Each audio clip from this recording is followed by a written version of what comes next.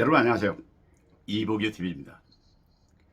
오늘은요 집터의 명당을 찾아보겠습니다.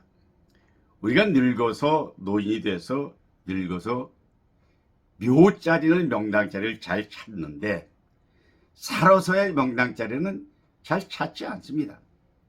근데 명당자리가 있습니다. 이런 집은 안 된다는 겁니다. 은퇴 후 최고의 명당터는 뭘까? 한번 생각해봤습니다. 다른 거 없습니다. 여생을 어디서 내 발로 걷고 내 손으로 먹고 살다 갈까? 이것만 생각하면 그 집이 명당터입니다. 그런데 은퇴 중에 가장 고민거리 하나가 주거지입니다.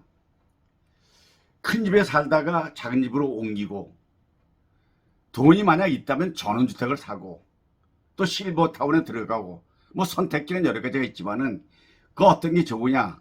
그런데 시골에 전원주택을 지어놓고 6개월 버티지 못하는 예가 많이 있습니다. 왜 그럴까요? 노후에 절대 이런 집은 사지 마세요. 이런 얘기도 제가 하기 어렵니다. 왜냐하면 우리가 농담삼아 하는 얘기가 있습니다. 늙어서 이성 친구한 사람이 있고 경치 좋고 풍경 좋은 별장 하나 있으면 좋겠다 그럽니다. 그런데 별장과 애인은 있는 그날부터 걱정거리가 많아진다는 거죠. 그걸 피해야 됩니다. 그런데 사실 노후의 집터는 다른 거 없습니다. 건강한 노후의 핵심은 다른 거 없습니다.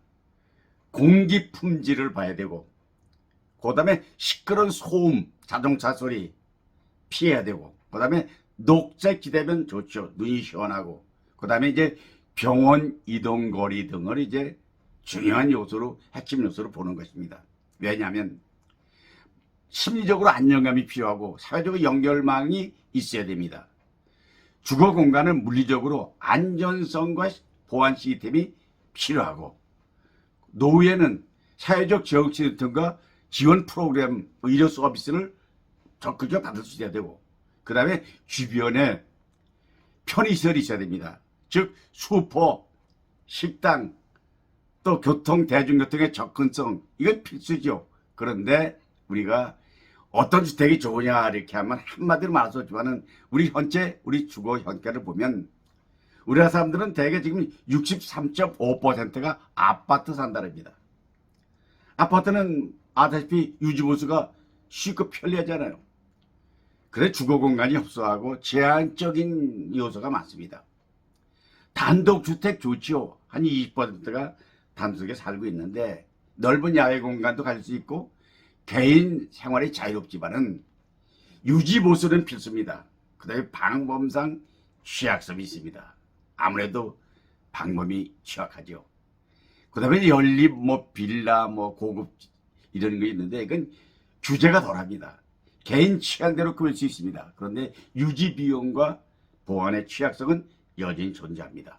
그런데 우리가요 시골 생활을 좋아합니다. 전원주택 예상 못한 비용이 들어가는 거죠. 그런데 노후에 넓은 집에서 규모가 작은 집으로 이사하는 것은 삶의 지혜입니다.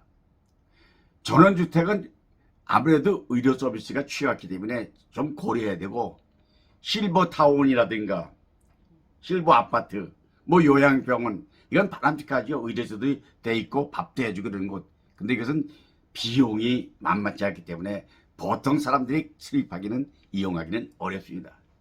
그러니까 노후주택의 중심은 뭐냐?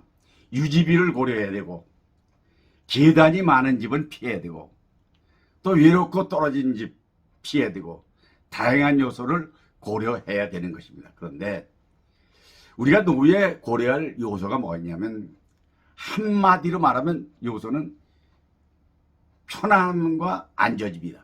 이거밖에 없습니다. 넘어지지 않는 설계.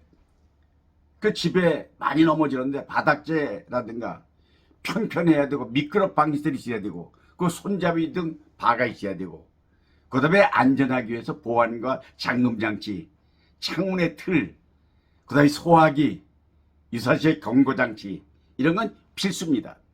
그 다음에 이제 더 필요하면 살아보면 병원과 대중교통 접근성이 좋아야 나도 가기가 좋지만 친구와 가족들이 방문하기에도 좋은 공간이야 좋다 이런 얘기입니다.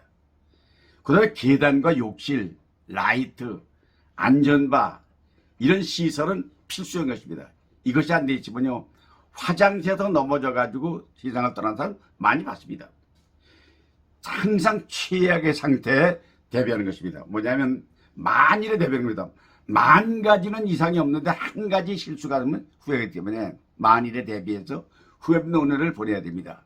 자, 집 한 채 있는데 비참한 노인들이 있다 그럽니다. 그리고 집이 있는데 박수를 주는 노인이 있습니다. 집이 있습니다. 그런데 그게 집이 만약에 매월 이자 부담이 있는 집에 산다면 그건 내 집이 아니라 월세 사는 것입니다. 주택이 재산은 맞습니다. 고정비용이 필요하거든요. 고정비용은 뭐냐? 바로 사용할 수 있는 현금이 필요한 거죠. 연금 같은 것이 없다면 식대, 주거비, 세금, 일상생활비, 의료비, 건강보험료, 그 다음에 자동차 관리비, 그 다음에 부유지비, 관원장제비 이게 돈이 필요하잖아요. 이게 집에서 나오지 않으면 재산은 안만큼 소용없는 거죠. 우리 부동산 불패라는 말이 있습니다. 재산 가치는 올라갈 수 있습니다. 그런데 정기적인 수입이 없다면 고정적인 생활비 충당이 어렵기 때문에 그 다음에 살다 보면 갑자기 목돈이 필요할 때가 있잖아요. 환금이 되지 않습니다. 부채를 쓴다. 그러면 산 능력이 없으면 집을 팔 수밖에 없잖아요. 집을 팔기 피하기 싫으니까 요즘에는 주택연금을 대안으로 삼는 사람이 늘어나고 있습니다. 집을 있어도 빈곤한 생활하고 박수 주는 노인이 있다. 이건 어쩔 수 없이 현금은 필요 없는데 현금이 없기 때문에 일어나는 현실인 것입니다. 우리가 노전에 한 가지만 딱 꼽아준다면 뭐가 좋을까? 한 가지를 꼽는다면 다른 거 없습니다. 단 한 가지는 건강을 유지하는 것입니다. 뭐냐? 신체 활동이 잘 이루어야 취미생활도 듣고 여행도 할 수 있습니다. 경제적 부담을 감수해야 건강에 의료비 지출을 줄 수 있습니다. 건강이 뒷받침되면 정치적으로 안정감을 유지하기 때문에 건강을 유지하지 않는 것은 안정감을 유지할 수가 없습니다. 그 다음에 이제 더 한 것은 사회적인 관계, 가족과의 만남, 그 다음에 유지할 수 있다면 다른 거 없습니다. 최종의 목표이자 하나는 해후의 노후의 행복은 내 발로 걸어서 화장실 다니고 내 손으로 밥 먹고 살다가 잘 먹고 속된 말을 잘 배설하고 웃으며 가족과 손잡고 살다가 웃으며 떠나는 이것이 노년의 가장 좋은 목표이자 희망입니다. 여러분 건강하고 행복하게 살도록 노력합시다. 그러기 위해서 여러분 오늘도 기분 좋게 이복에 더불어 화이팅 합시다. 자, 화이팅! 화이팅! 화이팅! 감사합니다.